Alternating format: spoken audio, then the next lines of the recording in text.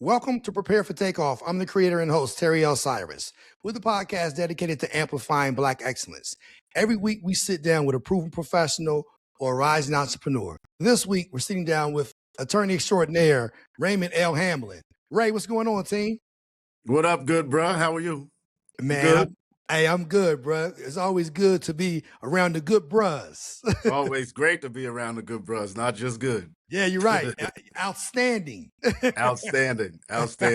Good to see you, team. Good to see you. Likewise, man. I know this has been a long time coming. You have a busy schedule. If you're not in the courtroom, you're just setting, you're playing rounds of golf and warm climates like New Orleans and all points in between. That's right. Let me give you your much-deserved flowers. I've caught you on television. I've heard you on the radio. Your work takes you to all different places and spaces. I want to give our viewers and listeners the opportunity to really allow you to unpack what your journey has consisted of and, more importantly, how it started. Your Jersey's own, Long Branch to be exact. So what was it like growing up in Long Branch? So for me, growing up in Long Branch was great. I had the benefit of having both parents at home in the house. My father was a police officer. And my mom, she worked in the school for a little while, and then she worked at a store called A&S at the mall. My brother was around. I had tons of family around. I had cousins that were 2 houses over. Then I had more cousins that were around the block. I had other cousins that were maybe, I don't know, about 15 minutes away. So we had a lot of family. My grandparents were around. It was a good upbringing. I had a famous uncle, so that was cool too. Who was your famous uncle? For the younger folks, they may not know, but the folks in my age category and maybe a little older than you too, my uncle sang with a group called The Moments. That was in the early 70s. They later changed their name to Ray Goodman and Brown. Ray Goodman and Brown. The Moments had a hit song, Love on a Two-Way Street, and actually Empire State of Mind that Jay-Z and Alicia Keys did. Part of the hook in Empire State of Mind comes from Love on a Two-Way Street. Most people don't know that. That was written by Sylvia Robinson. And then later on, they had some other songs, Sexy Mama, Girls, but you got to be into the Moments, into that early R&B. And they later changed their name to Ray Goodman and Brown because they left Sylvia and All Platinum Records, Sugar Hill Records, and Sylvia owned the name The Moments. So they couldn't use the name The Moments, right? So they had to come up with another name. So they come up with the name Ray Goodman and Brown. As Ray Goodman and Brown, they had hits like Special Lady, Inside of You, some other tracks, but that's really what they were known for, those songs. So it was cool. It sounds cool. Now, what impact did they have on you as a kid? Did it make you feel like anything was possible since you had a famous uncle? You know, I can't say my uncle made me feel like anything was possible. My parents made me feel like anything was possible. Specifically, I can just remember my parents drilling into me, drilling into my brother, that you can do anything you want to do if you put your mind to it. So I never thought that I had real limitations. I really didn't. I may have had some athletic limitations, but I didn't think I had other limitations. I really didn't, even though I was an athlete too. But, you know, I never thought that there was anything I couldn't do. Speaking of athletics, I think you excelled on the hardwood. Is that correct? On the court, bruh. On the court. That's right. Right. Talk us through that. And did that lead you to where you decided to attend college? Yes, absolutely. So think of my journey as follows. When I was a kid, maybe in 4th or 5th grade, I can remember either being outside or watching TV, and my favorite team at that time was the Minnesota Vikings, purple and gold. Didn't really know it then, but the Vikings were my team. Chuck Foreman, Alan Page, Carl Eller, all those old school guys, right? So one day they were on, and my father, we were talking. My mom said, you always want to have the last word, always want to have the last word. My father said, you should be a lawyer. I'm like, okay, what's a lawyer? Told me what a lawyer was, basically helped people. And he pointed out that Alan Page, who was, at that time, he was still playing for the Vikings, was in law school. Right. I was like, really? Yeah. So he's a professional football player, and he's smart, and he's going to be a lawyer, like you explained? Yeah. I thought that, honestly, bro, I thought it was like the outest thing ever. Great athlete, and you have this intellectual side to you. Okay, that's what's up. So I decided when I was in like 5th grade, that's what I'm gonna do. I like playing basketball. I can play. I have aspirations of playing in college. I want to go to college, and why not be a lawyer? That'd be great. I can be like that guy someday. Maybe not go into the NBA, but be a lawyer like that, yeah. And then I asked my father the following questions, which was interesting. I was in 5th grade, bro. One, do you need to know math? Because that's my worst subject. Hated it. He said, I don't think so. I was like, okay. How much money lawyers make? He was like, if you're good, you can make a lot of money. I was like, okay, I'm going to be a lawyer. Sign me up. That was it. That was it. It was like literally that simple. And I never diverted from that. Playing basketball, going to college, it took you out of the state of New Jersey. So where did you end up going? Ended up going to East Stroudsburg University. That's in Pennsylvania in the Poconos. As I said, playing ball, I was pretty good. Was the point guard for my high school team. And I remember I played in an all-star game. This is around the time I'm looking to see where I'm going to college.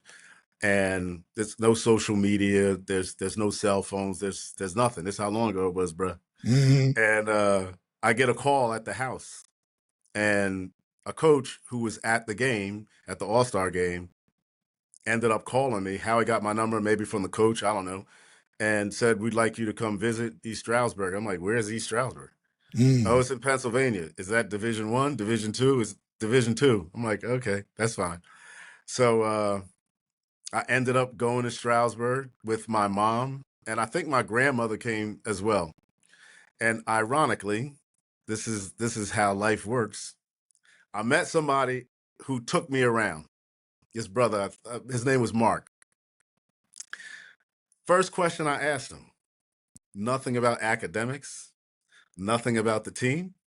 I asked the following question. Y'all got the cues here? He's like, yeah. I was like, really? He's like, yep. I was like, okay.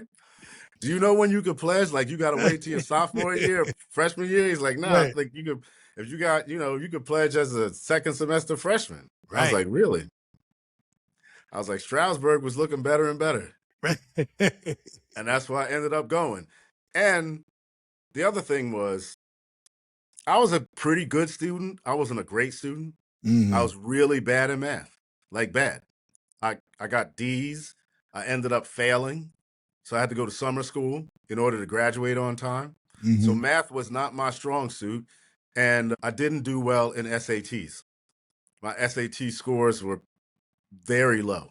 I think you got 500 for just signing your name. My score was like 7 something, which was horrible. So I didn't get into school for my grades. I got into school. The coach was like, if you want to come, we'll get you in. And that's what I did. So now, how did you know about the cues at such a young age, having having not even gone to college, but you knew about the bros when you were in high school and maybe even younger than that? In high school, maybe a freshman or a sophomore, my best friend in the world, Stan Mooney, we call him Sid, his father would go to the Penn Relays. So one year, he asked me and my brother, Sid asked us, y'all want to go to the Penn Relays? I wasn't even sure what the Penn Relays were. I'm like, all right, where is it? It's in Pennsylvania. Okay, I guess that's why it's called the Penn Relays. So he said, we can go on Friday. My pops will take us Friday night. We can stay with my cousins and we go to the relays on Saturdays. I was like, all right, that sounds cool. My brother's like, yeah, let's go. So we go with him. We stay somewhere in Philly with his family. The next day we go to the relays. And as fate would have it, I don't know if it was purposeful or if this is just how it happened. His father sat us in the area. You ever been to the Penn Relays? Yeah, absolutely. When it was the Penn Relays, when the Greeks and the Bros, like it was crazy. This is out. This is the early 80s. Right. So we there on the turn, because that's where all the Greeks were. Right? It was a whole section right on the back turn. I had no idea what it was. None of us did. All we know was we like looking around like his father, we were saying, who are all these people with the sweaters and shirts and whatever? He's like, oh, they're in fraternities and sororities, black fraternities and sororities in college. It's like, wow, so they all college students? Yeah. We were all drawn to the dudes in the purple and gold. We was like, yo, What's up with them?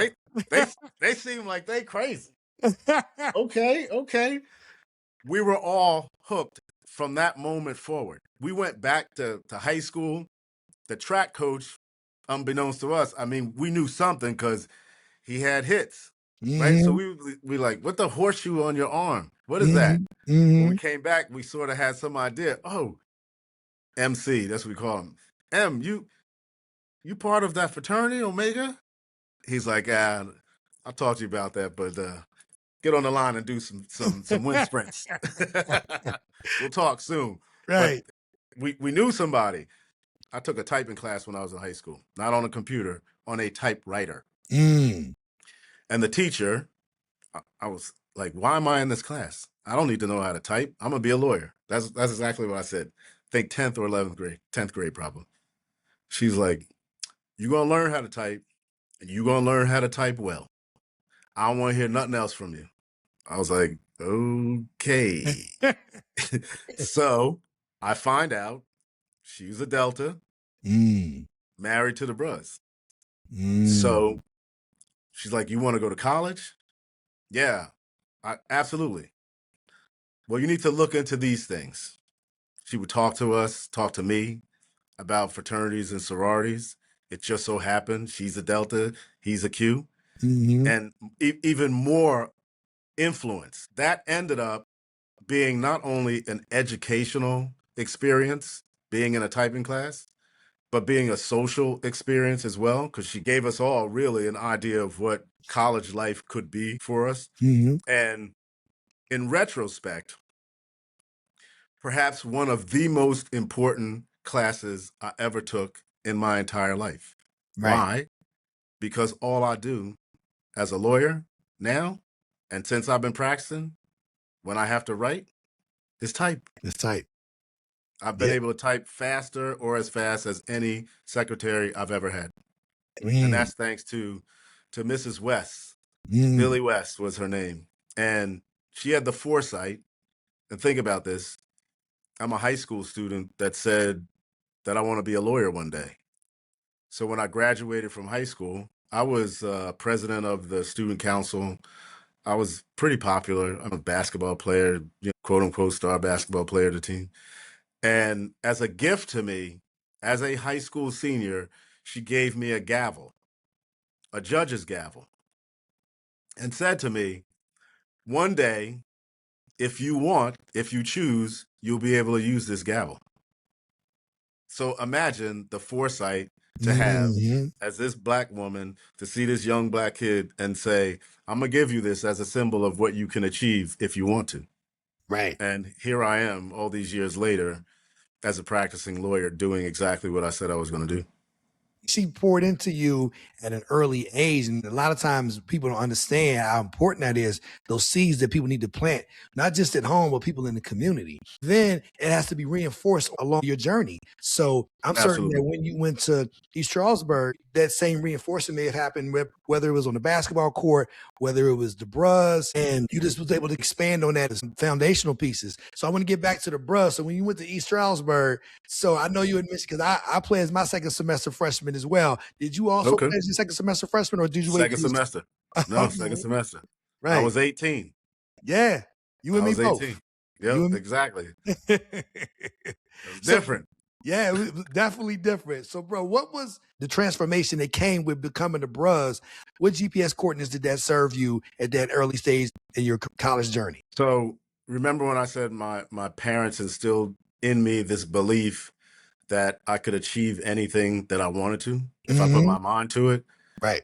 Honestly, for me, the Bruz, being a part of Omega Psi Phi, for me personally, it was confirmation that was absolutely possible. Right. No ifs, ands, or buts. Bruz sort of make me feel at times invincible. Sounds weird. Maybe it'll sound weird to people who aren't a part of it. The feeling that I have of being a part of this organization is like nothing else in my life. Like nothing else in my life. And the bros that I have met along the way, the bros that I've helped along the way, the bros that have helped me along the way, I don't think I would be the lawyer I am. I don't think I'd be the person I am. I don't think I'd be the husband I've been, the father that I am without Omega and what I've learned as a bruh, right? Not just the cues, but being an Omega man and trying to live in such a way that we always make sure we are upholding our 4 cardinal principles. I live that every day, bro. Every day. You and me both, bro. Everything that you're saying, it's so reminiscent of what I know my reality to be. Whether you're talking about athletics, that kind of gave you that confirmation that anything was possible. And then pledging at such an early stage of your college journey. I know when I told people that's something I was thinking about doing, you'd have thought I told them I was about to rob a bank or something. They said, you about to do what? Like, are you kidding me? Like, yeah, them dudes are crazy. But I knew that was something that I wanted to do. My brother was already in the fraternity, and he had already crossed 3 years prior.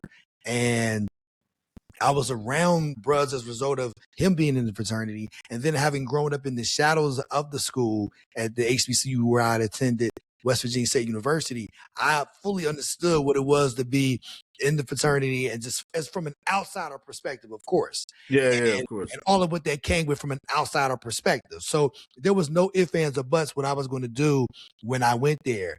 And then I think having pledged at an early age at 18, having then crossed when I was 19, it made me feel as though not only was anything possible, but I kind of distinguished myself from my peers, because there was a number of my peers who said they also were interested, but all of a sudden what had happened was what's interesting for me in growing up in Long Branch and the folks that I hung out with,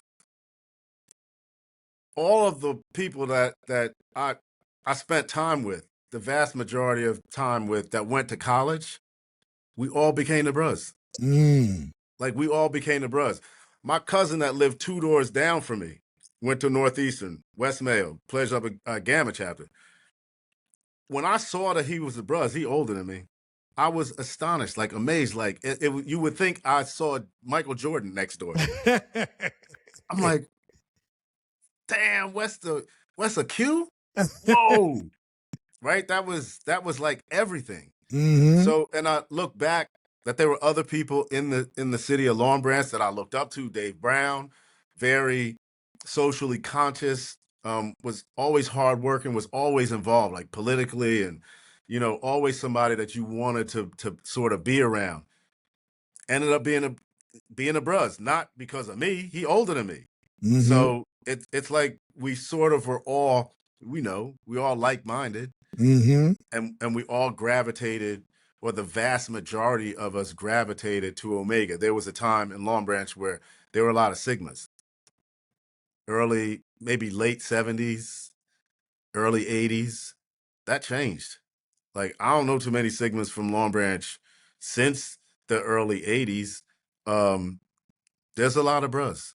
There's a lot of bros. That's the beach bros. That's what we came with the term, the beach bros from Long Branch.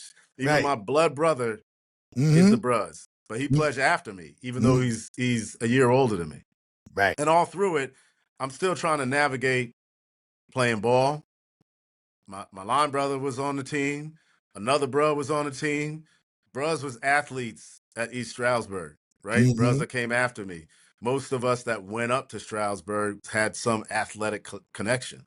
Right. And so that's how we sort of all evolved and all got along. And even in that process, in my mind, in the forefront of my mind, was always that I wanted to go to law school. I still wanted to go to law school. I still wanted to be a lawyer. I'm at East Stroudsburg, but there's no reason why I can't go to law school somewhere. Some schools should be able to accept me, even though my grades, once again, weren't great. They were not. So now, once you finished school and you had the bros, and those are foundational components to allow you to continue to propel that, having that success, and to the point where you graduated. But I wanted to kind of rewind, because we also shared that same thing in common. Pretty much all of my friends from my neighborhood, they all pledged Q. My brother's a bruh, as I mentioned, and one of my neighbors and mentors to this day. He's a 65 Theta Psi bruh. So it's just so ironic that we have all of these things in common. They used to Right. nickname my neighborhood Q Hill, realizing that everybody on the hill was a Q with the exception of maybe two people. Wow. And we're talking Wow. faculty members, my peers. So we have that in common. And I know what it did for me. One of the things that you learn once you enter the fraternity is no longer about you. You Right. represent something bigger than you. And Correct. and therefore that's going to help you see it through whatever it is you put your mind to. You're going to see to it to do it because the Exactly. bros are going to hold you accountable. And you realize once again you're representing the bros. So now, with that being said, you graduate from East Stroudsburg. Now, do you go right to law school after that, or was there a time in between that? So interesting, the bros.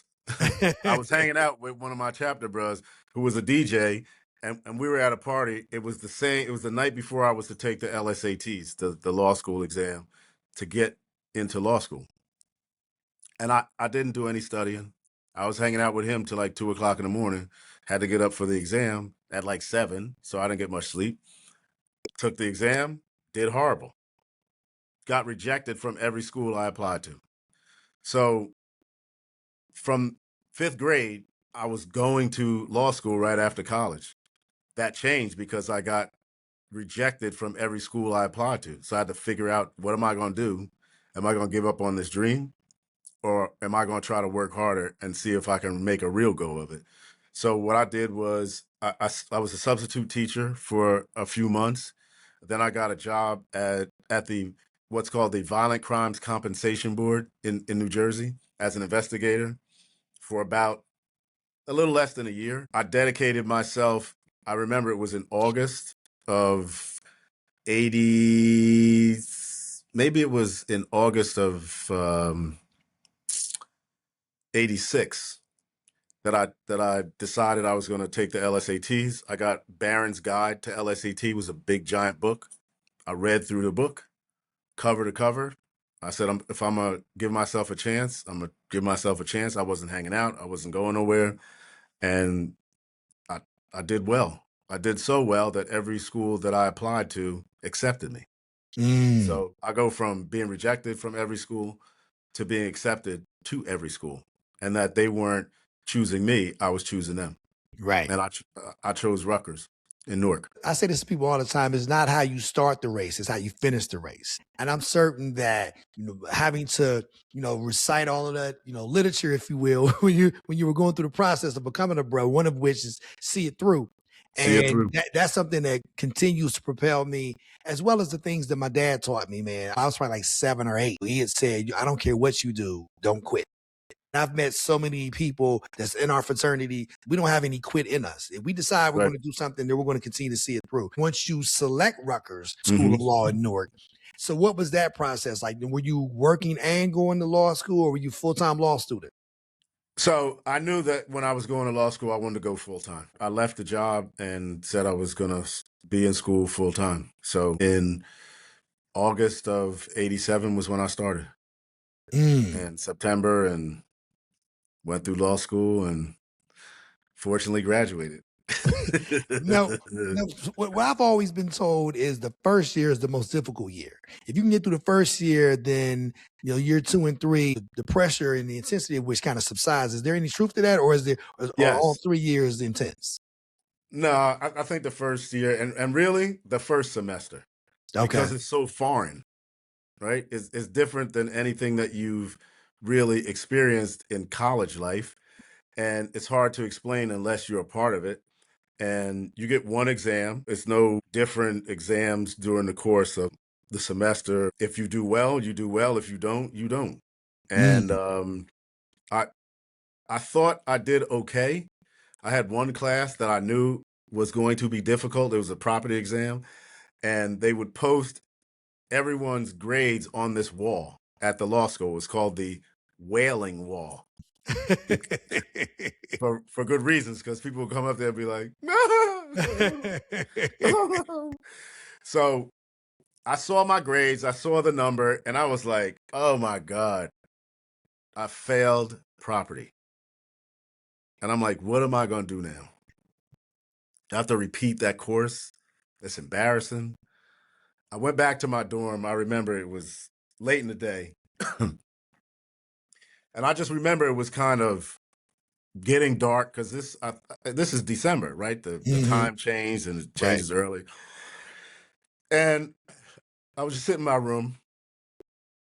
Something told me to go back to the school.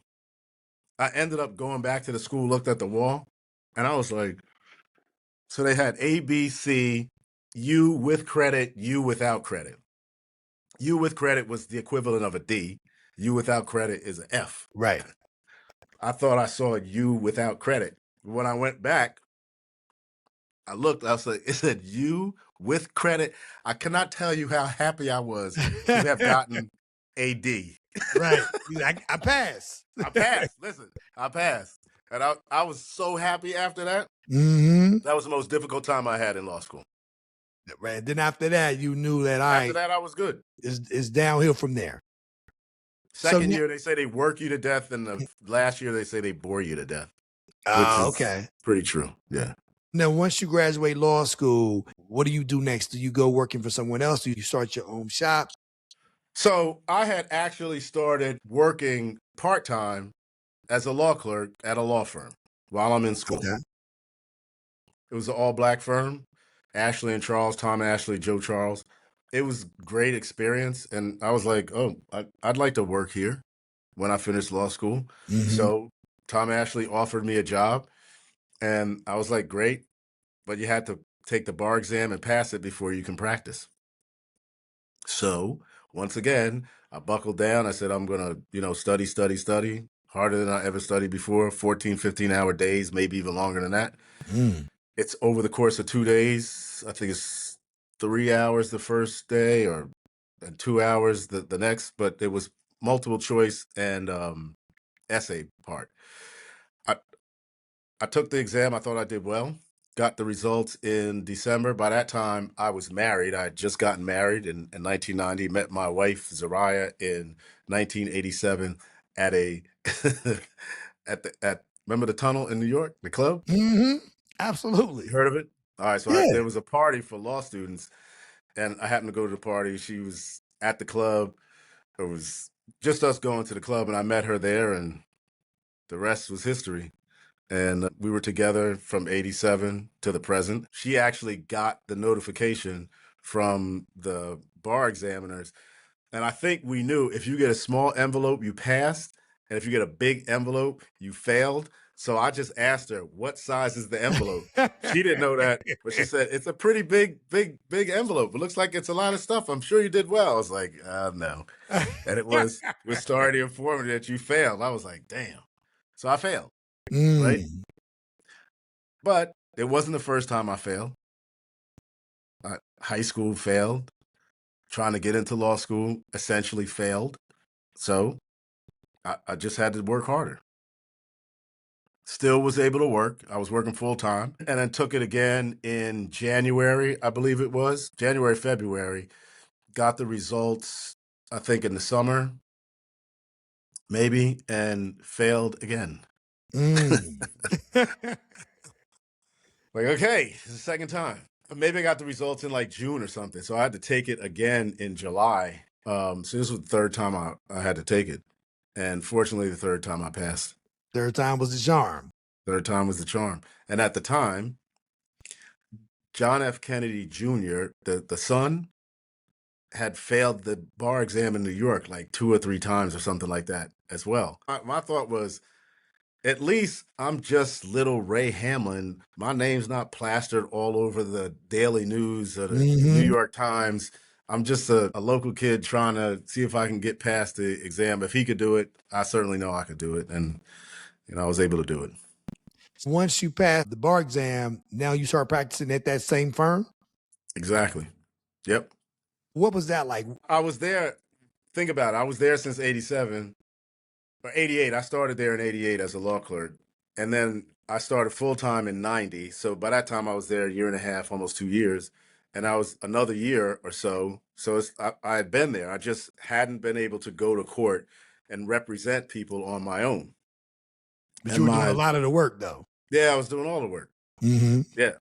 like the lion's share of the work, or a lot of work. Like my now partner, Ron, he was there too. I mean, that's what you do as an associate, do all the work or do a lot of the work. And I was just, I couldn't wait to get to court so I could start litigating. Mm-hmm. And I remember my very, very first trial. It wasn't a jury trial. It was a trial that I didn't know was a trial. Ron, my now partner, he was an associate, and he told me to ask me to go cover something for him in the local municipal court. I'm like, all right, what's it scheduled for? None, just go get a new date. Tell the judge I'm on trial somewhere. I'm like, all right, fine. I got there. The judge is like, this case is scheduled for trial today. And I'm like, well, I don't know anything about the case. He's like, I think it was Judge Frasca at the time. He had this raspy voice. He's like, counsel, Mr. Hamlin, you have a law degree?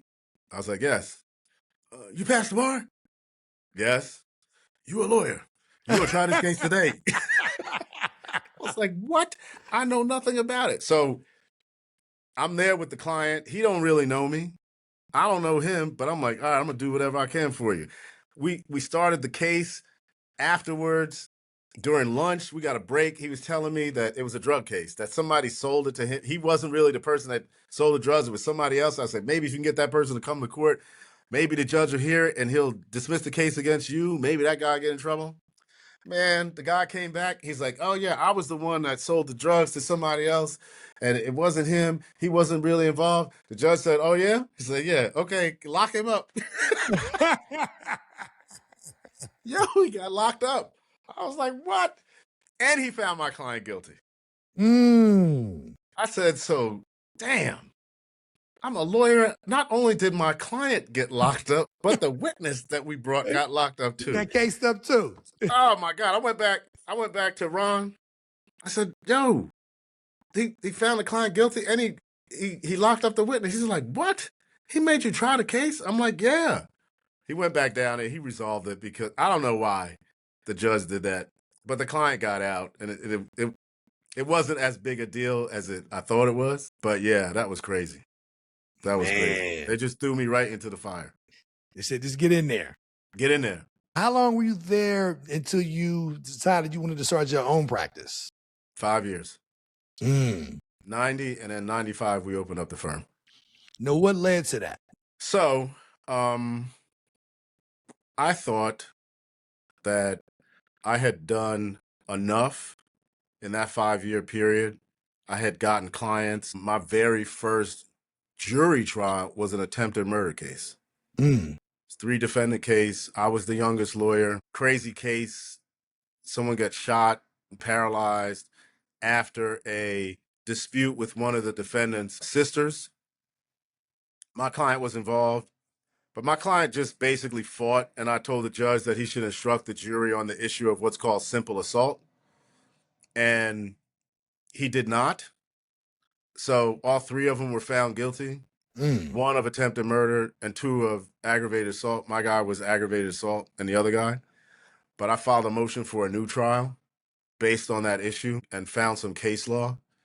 And my client to this day says he's the only person that he knows that came to be sentenced to go to state prison and was released the day of the sentencing. The judge basically said, Mr. Hamlin was correct. I think I should have instructed the jury on the issue of simple assault. I didn't. And for those reasons, I'm going to grant a new trial. And rather than retry the case, my guy was given probation and the other 2 guys went to jail. That time, you got your guy off and the other 2 dudes, they had to go ahead and sit down for a couple of years. Yeah, one had to sit down for a long time. A long time. Yeah. Did you think that you had done enough as far as working at this other Black-owned firm, and you said, I want to have a mirror image, or I want to be able to expand the possibilities of which if me and some of my associates here start our own thing? I had made up my mind that I wanted to leave so that I could try it on my own. It wasn't to really do what he was doing. It was to try to see if I could make a name for myself. Like I was leaving home to try to see if I could make it in the world. And I told my now partner, but we were associates together, and another guy who became a partner. I remember having a conversation like, I'm leaving. I'm going to try to see if I can do this on my own. Ron was like, we should talk. Ron had been there 10 years. Mm. And Terry Ridley, he had been there off and on, but at the time he was with the Newark Housing Authority. And Ron, I think, thought it was a good idea. Ron Hunt, that is, thought it was a good idea to have someone as experienced as him, as opposed to going out with someone who wasn't as experienced. That was me. I had half of their experience at the time. He was 10 years, I had 5 years. And we ended up talking and ended up deciding that we were going to try to make a go of it. We had a meeting at my apartment at the time to decide what the name of the firm was going to be. And this is how it went. It was as simple as this. We put our names in a hat, picked it out, had someone pick it out, and whoever picked out the name would be able to determine the name of the firm. As fate would have it, I picked the name. I picked the thing out of the hat, and I could have named the firm anything I wanted to, because that's what we decided. And I decided that I was going to put his name, Ron's name, before mine, and I would put Terry's name behind mine. So it would be Hunt, Hamlin, and Ridley, that I'd be the middleman. And it worked out all these years later. Thinking about starting your own business? Make it real with Shopify, the all-in-one platform trusted by millions to sell online and in person. Whether it's merch, art, or digital goods, Shopify gives you the tools to build, grow, and succeed. And here's the best part. When you sign up using the affiliate link in our show notes, you're supporting Prepare for Takeoff and starting your business off right. Click the link and start your free trial today. Say it worked out is an understatement. You're being gracious and humble, but we're going to get into all of that. So you're really the glue as it pertains to the practice. I think that's going to probably serve all of us well when we can get people to see our potential in some instances before we can, and more importantly, they can see themselves in us. And I'm certain that when you're dealing with people who are a little more experienced at their craft, they're able to see those things. I'm certain that they've seen it in you. I think for this particular decision, that the decision regarding the name of the firm, for me, I wanted to exercise a level of humility. And lawyers as a whole, we all have big egos. Okay. Right? Everybody want to be first on the marquee, because the belief is if your name is first, you are the powerful rainmaker. You are the one that brings all the clients. You are the one that gets all the great cases. You are the one that has all the great results. I thought that if we are going to be a partnership, if we're going to be a firm, that shouldn't matter, because we're all in this together, right? So if you shine, I shine. If I shine, you shine. And no matter what, as long as we don't let egos get in the way, we have a chance to be successful. We have a chance to have some longevity, and that's all I wanted.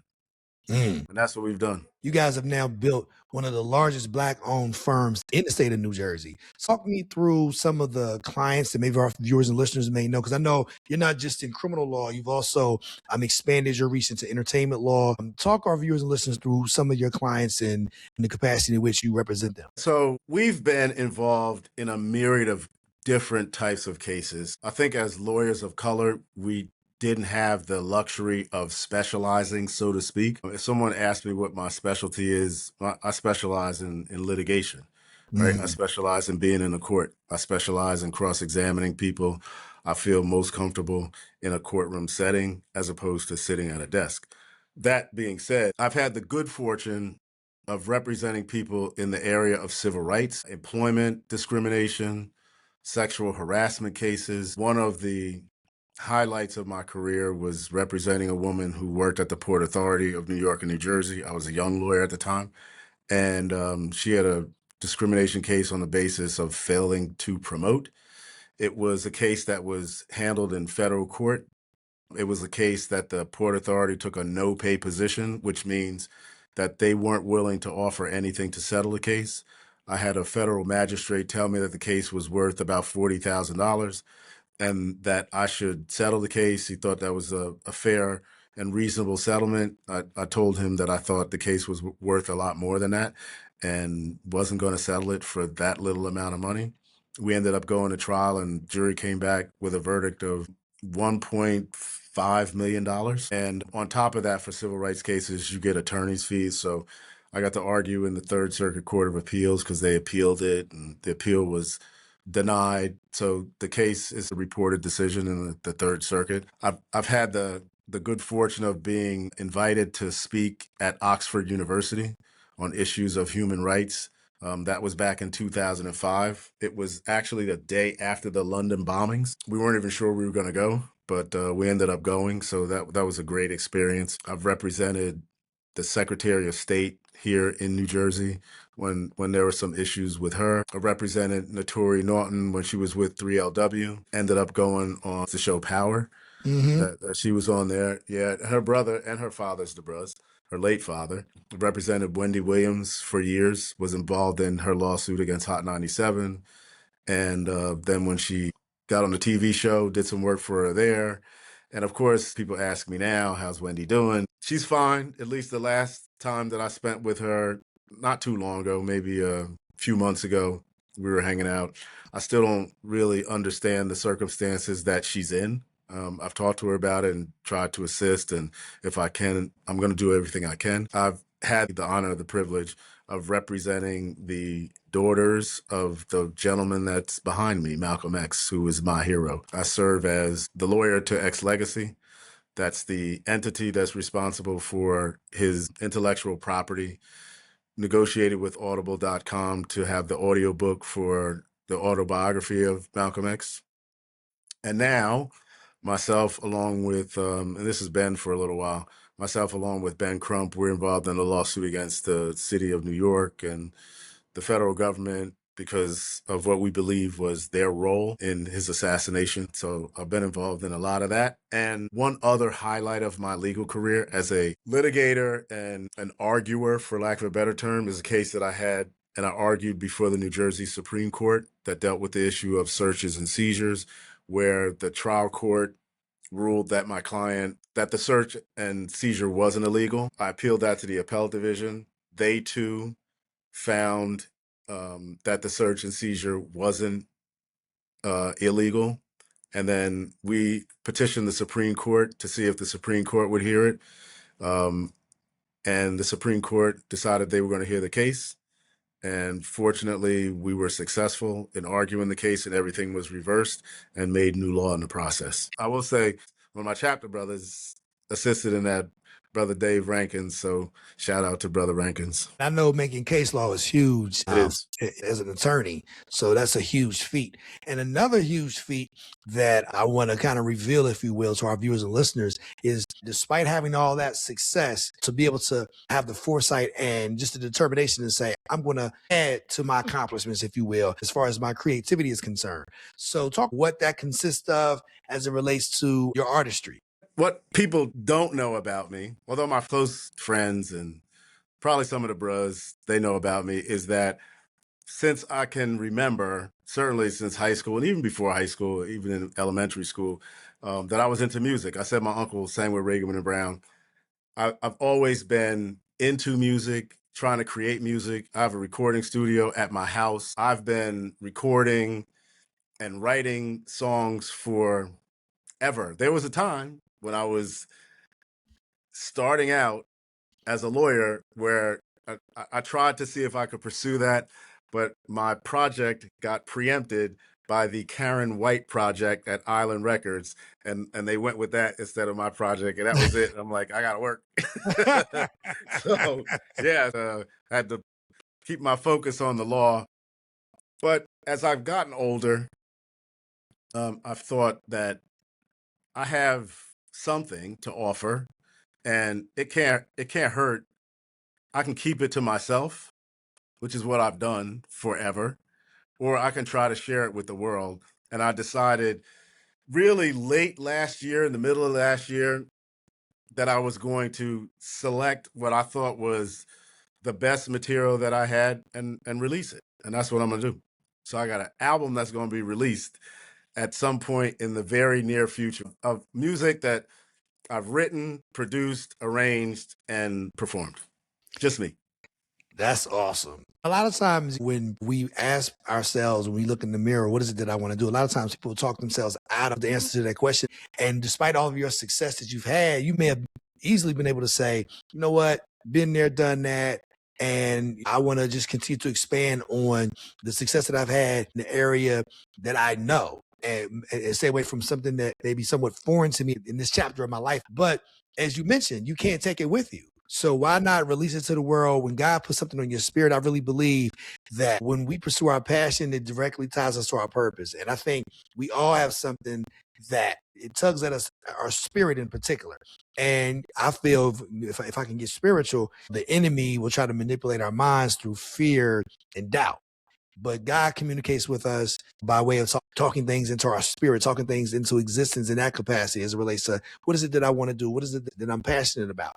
And a lot of times, the thing that you're most reluctant to do is the thing that you may have the most success in doing. Interesting, yeah. And here's the reality, like you determine what success is. No one else can make that determination. Correct. Success to me is just doing it. A lot of people, they're Right. so afraid to fail and they're so afraid of what people's opinion of them may be if they try something different. But if you can push through all of that and say, this is what I want to do. I wanted to do this. I set those benchmarks myself, and putting out the music is what I determined to be successful. And that's something that I can show my children, no matter what it is, you can do it. And I wouldn't even say that it is something that I define success from. Mm-hmm. I'm not looking for success, right? I think I've achieved a level of success already in my life. And that is based on the people that I've helped over the course of my career. I received an email from Martindale Hubbell, I think it is. I can get a plaque and it says, congratulations on your 35 years of practicing law. And as I look back on that, I'm like, wow, I've been practicing law for 35 years. 35 years. Wow, that's a long time. And for me, all through that time, after I would come home late at night, overnight, I'd be in my studio recording or writing. And there's a part of me that believes that that creativity with music has also helped me in my creativity as a lawyer and as a litigator. And as I said, I'm not trying to define success from the music. For me, it may sound strange, but success for me is putting it out. That's it. This episode of Prepare for Takeoff is brought to you in part by Riverside, the platform that I trust to record studio quality podcasts right from my laptop. With Riverside, I get crystal clear audio and 4K video. Plus, it's super easy to use. Whether you're a beginner or a pro, Riverside helps your podcast sound amazing. Try it out for yourself. Click the affiliate link in our show notes and start recording like a pro with Riverside. So, bro, as we close out, man, I want to give you the opportunity to leave our viewers and listeners with 3 things that you feel will help them prepare for takeoff. I'm a firm believer in hard work, right? That if you work hard enough, you will achieve some level of success. And it could be success as you define it. And as part of that hard work ethic, it is being the best person you can be. That means small things. Show up on time. If you're in this business, try to make sure that whatever you put out to the world is acceptable, right? That it represents the best part of you. Dress the part, look the part, speak the part. Don't cut corners. And try to do your best, if you can, to help as many people along the way as possible. Those are bars. I know you putting out some music, but you dropping bars already. Not like that. I'm not a rapper. Right. But those are bars of wisdom. Yeah, no, absolutely. Yeah. But now, speaking of the material that you'll be releasing, I'm sure our viewers and listeners are going to want to know, how can they pick that up? All the streaming services, iTunes, Spotify, release party in May. So I'm going to try to have some vinyl records, some CDs, just so you can have something other than like a streaming on your phone. Right. So you could have it as a memento. and see where it takes us. See where it takes us. That's great, man. I mean, See where it takes off. Yeah, exactly. You are the epitome of Black excellence. I'm sure our viewers and listeners enjoyed our conversation. And one of the things that I want to do with the platform is continue to give people examples of people who they can see themselves becoming. If you don't necessarily see something, you may not necessarily know who you can become. I just want to continue to encourage people that whatever it is you want to do, you can do it. And the only person that's going to stop you is the person in the mirror. Appreciate you, bro. Appreciate all that you're doing. Same here, bro. I wanted to thank you for spending so much time with us. And I also wanted to thank our viewers and listeners. Whether you're watching us on YouTube or you're watching us on Spotify or you're listening to us on Amazon Music, Audible, Apple Podcasts, iHeart, or Pandora. As you know, every week we're going to continue to bring you proven professionals or rising entrepreneurs. And all of these conversations, just like this one, will help you prepare for takeoff. Ray, thanks for joining us, Q. All right, Rudy Root. Rudy Root.